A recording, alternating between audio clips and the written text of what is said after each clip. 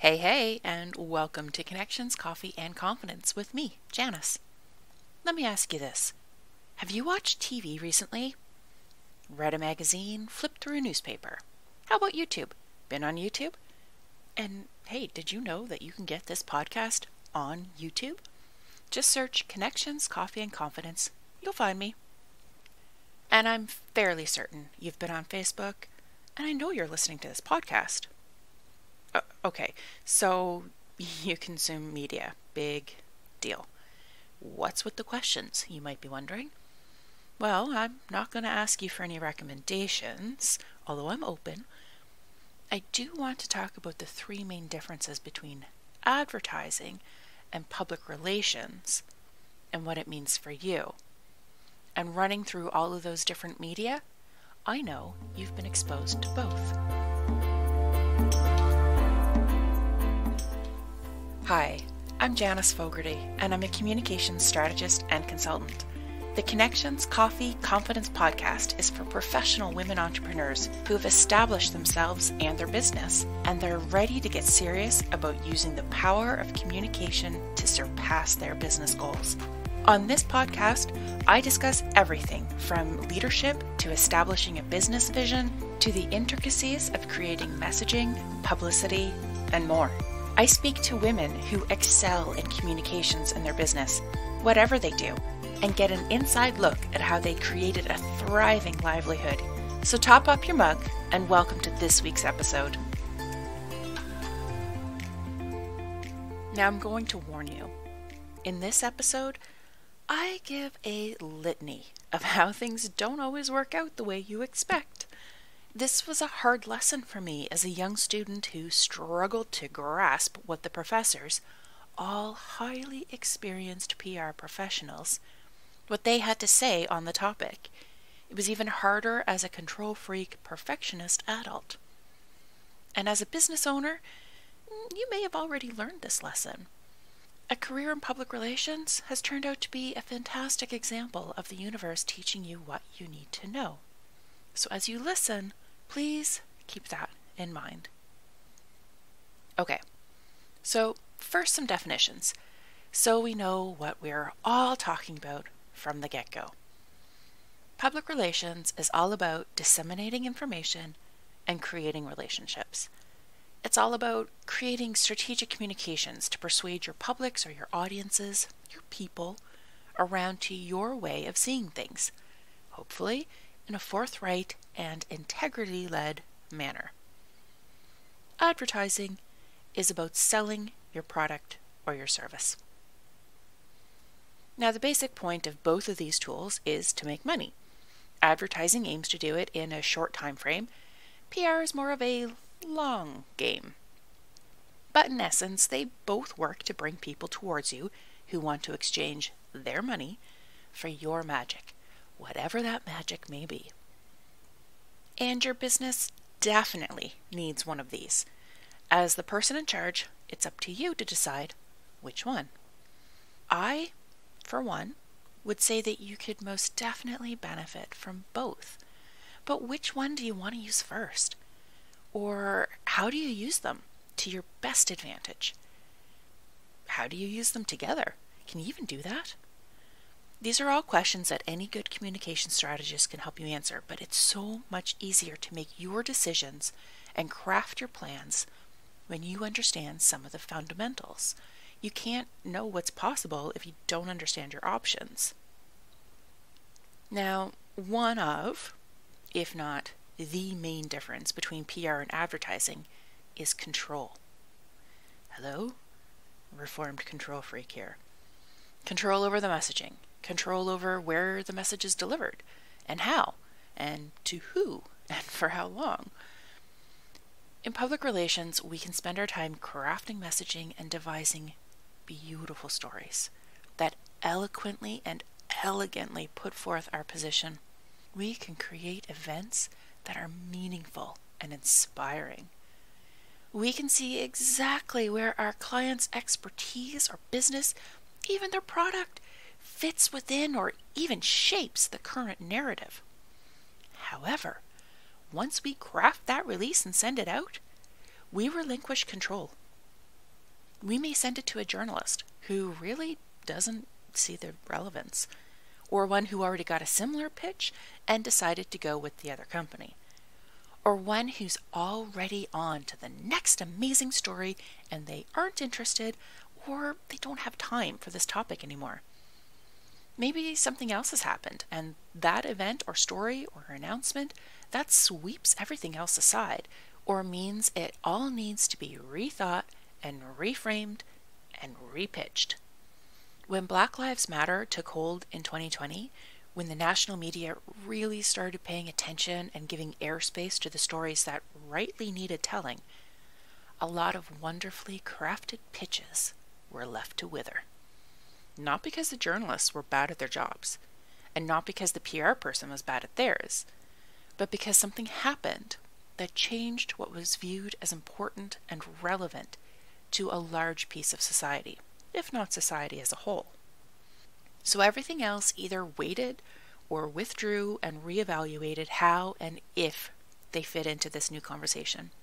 But there was no control there on behalf of the businesses who had stories to tell over the events of the day.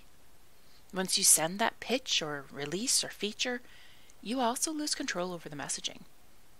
Once that story has gone to the journalist or the blogger or the podcaster, please understand that they are the media.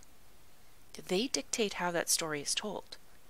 Sometimes they know better than you do, and they take your story and they make it even better. They throw their context and their experiences and their ideas behind it and they run with it. It may become bigger than you imagined, and it might become bigger than you. It may have been your story, but you can get squeezed out. You might get a mention, but you might not. Or they might take the idea and change it to suit what they think the story is. I can remember pitching a story.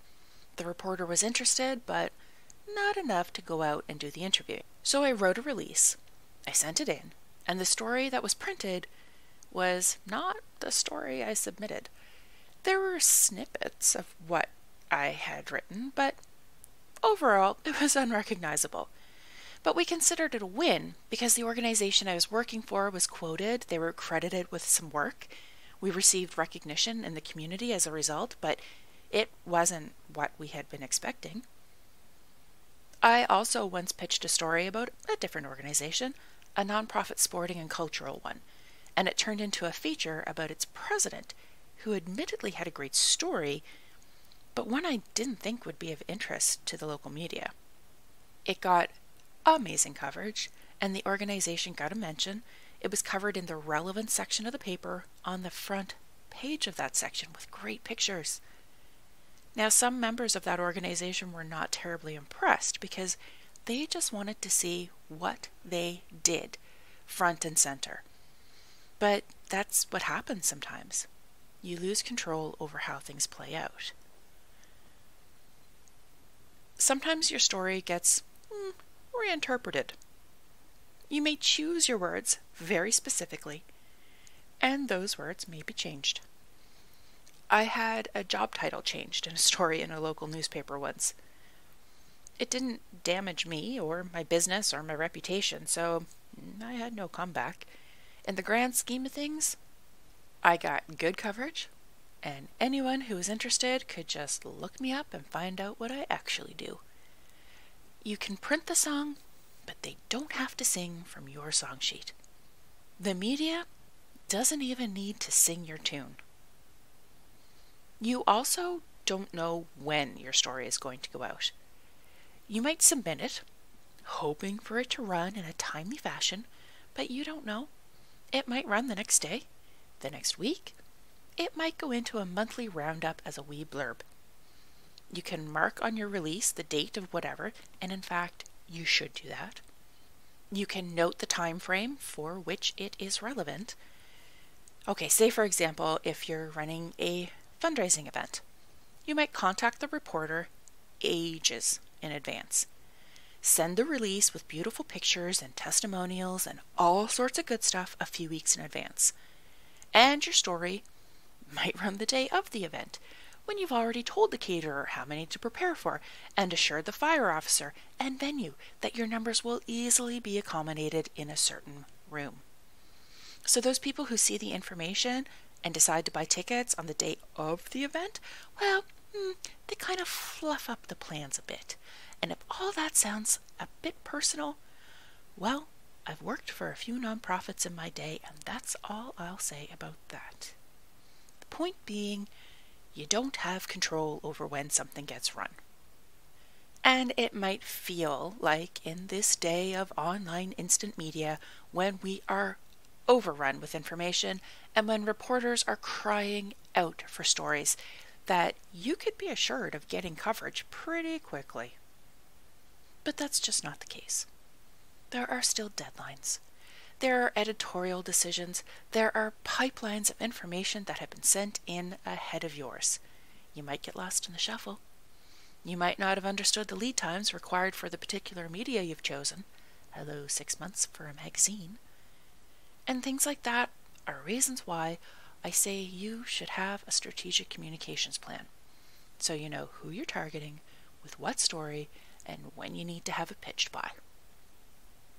You might feel your story is very timely, very important for right now. But once you send that story away, you relinquish control. And you know how people need to hear a message or see something up to 23 times in order for it to sink in? For them to be consciously aware of it and make a decision around it?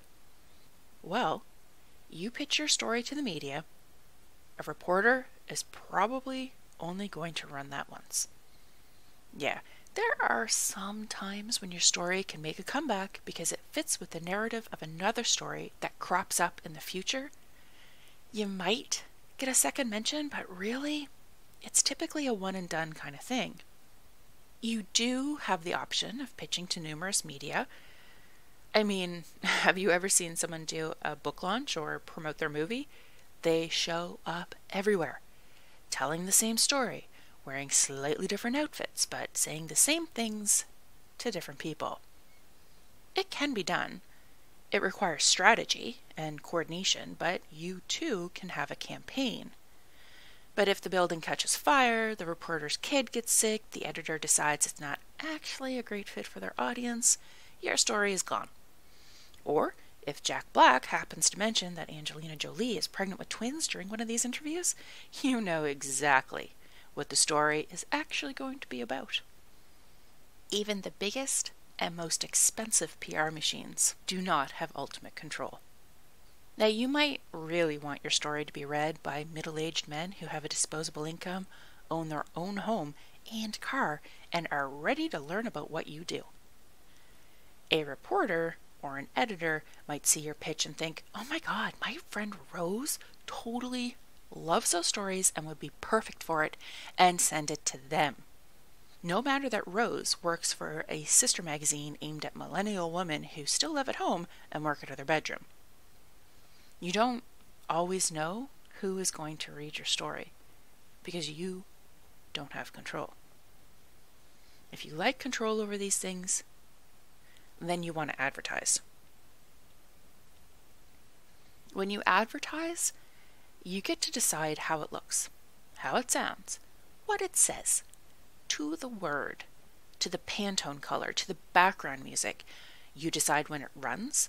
You can pay extra to get the full page inside front cover, or you can pay much less and get an eighth of a page below the fold. You decide how long it runs for. You pay to put that ad in front of the people you want to see it, when you want them to see it, and how often you want them to see it, or hear it, or whatever media you're using. But that payment, that's the second critical difference between advertising and PR.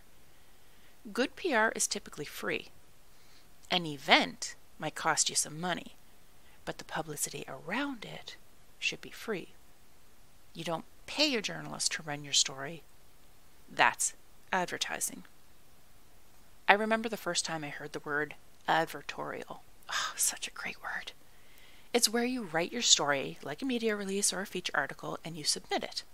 It runs wherever you've submitted it, looking just like a piece of native content, except for the little tiny asterisks next to the title or the byline. And then you look around the page or the screen for that meaning of that little asterisk and find the words sponsored content or something similar. It looks like a journalist wrote it, but they didn't. That media outlet got paid to run it. PR uses the merit of the story, the relationship with the media, the creativity and strategy of a communicator and of one who is watching and interpreting the way their audiences are behaving to see where their clients fit to land a story. All of that's their currency. And the third critical difference between advertising and PR is credibility. Okay, and yes, some may really want to debate that statement with me. I mean, how many times have you heard someone snort or scoff at a so-called PR stunt? Because sometimes they aren't so credible. But a good PR story is picked up by its merit. It's picked up because it fits the scenario playing out in real time. It adds to the discussion. Sometimes it gets picked up because it's fun and it's different and it's exactly what's needed to lift the spirits or break up a heavy news day, or because that's the style of information that medium specializes in. Because the PR story has had to earn its way into the media, there is often credibility attached to it. Because the journalist is the one presenting the story, or at least seemingly presenting the story, it has credibility attached. I say seemingly because once I submitted a story that got printed in its entirety, except the journalist put his name in place of mine. Usually when you see a story with no attribution, that story was written by a PR person and submitted on behalf of the company featured. And that is just an aside, extra information, so you can start picking up on what's journalism and what's PR, and you can begin thinking about what's possible for you. An ad is an ad. You see one and you know that article of food has been painted and polished. It has been lit by a professional, photographed by a professional, and edited to look even more enticing than it did in real life. And somebody who will profit from your purchase paid to have all of that done and the resulting ad placed in front of you at a time when you would be most vulnerable to seeing it. You know that that is a paid actor singing the praises of whatever it is, and they are singing the words that were chosen to appeal to you the most. Journalists usually have strong ethical boundaries, and they don't tend to appreciate blatant promotions or manipulations. Editors, frankly, just won't run the story if it doesn't deserve to be run.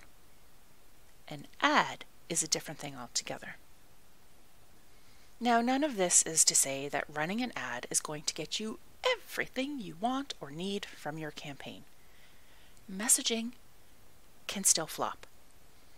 People can skip the ads. Information overload works against the most beautifully created advertisements too.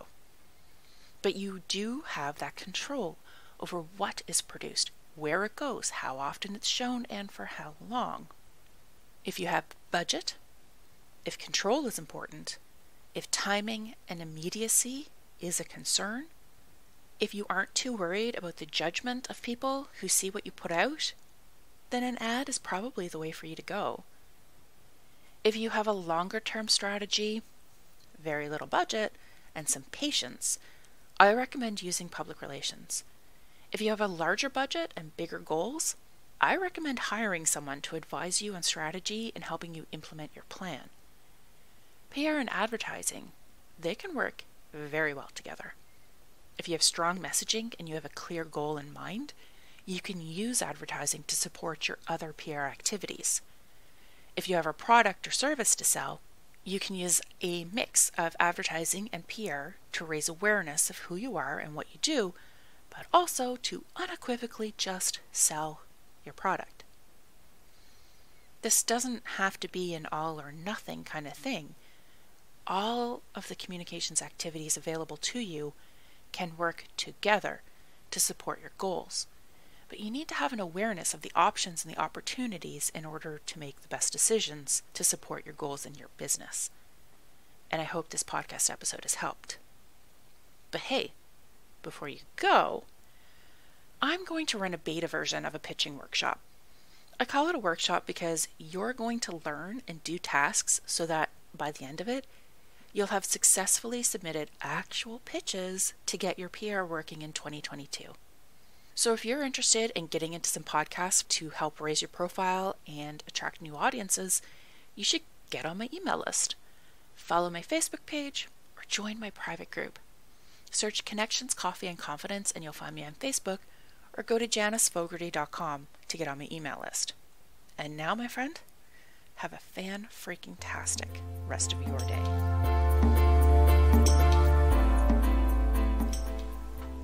Thanks so much for listening this week. I invite you to sign up for my email list or join me in the Connections, Coffee, and Confidence community on Facebook. Those are the people who get first dibs on any classes or products I create, and they benefit from the extras I can't get into in a podcast format. I also lovingly request that if you've enjoyed this podcast, you leave a review on Apple. When I see a new review, I get so excited I almost spill my cappuccino froth. Almost. And if you're a woman entrepreneur who's ready to get serious about using the power of communications to grow your business, send me an email at janisfogarty.com. All my details are in the show notes. Thank you again for listening today, and I'll chat with you again next week.